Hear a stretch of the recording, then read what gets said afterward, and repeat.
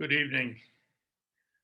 My topic this year is Christianity and Zen, and I want to devote this first talk to the story of my personal relationship with Robert Kennedy, a Jesuit priest and Zen Roshi.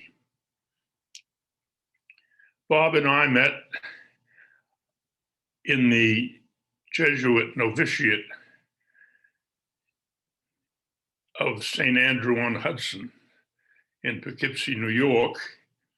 He ended the novitiate in 1951, and I ended a year later in 1952. But since the novitiate lasts 2 years, Bob and I were together for the year 52 to 53. He as a secundi and me as a primi. Our next meeting was in the summer of 1957 on the top floor of Xavier High School in New York City. I was preparing to teach Latin and Greek in the high school, which I would do for the next 3 years. And Bob was getting ready to go to Japan.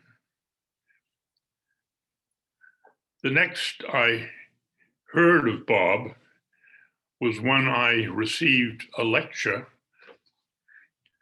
from Santa Clara that he had given on the topic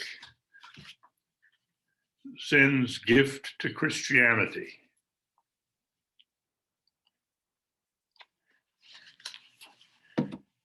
But then one day, out of the blue, I got a phone call from Jersey City. Now, when you hear from somebody that you saw for the last time over half a century ago, that's a major event.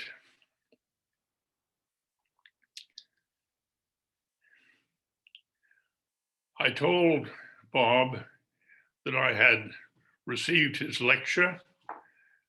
I told him that I had attended sittings at the Toronto Zen Society with the permission of Taigen Henderson. And I told him that I would be giving a course at my church on the subject of Zen and Christianity. Bob, for his part, promised to send me a copy of his book, Zen Spirit, Christian Spirit, The Place of Zen in Christian Life.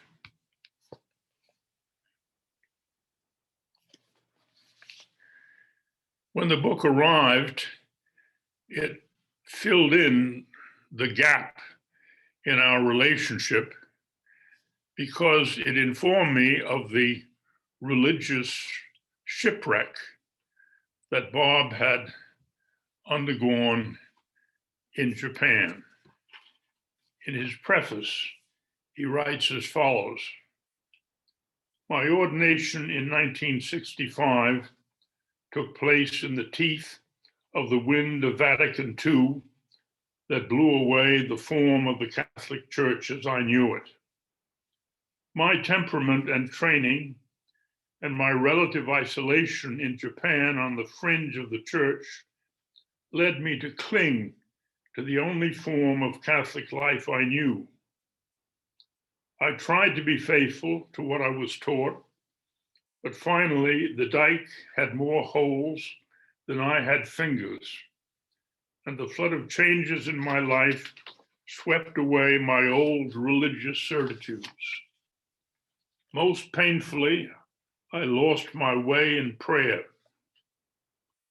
The precious words and images and the stately liturgy that had sustained me for so long suddenly froze on my lips and in my heart.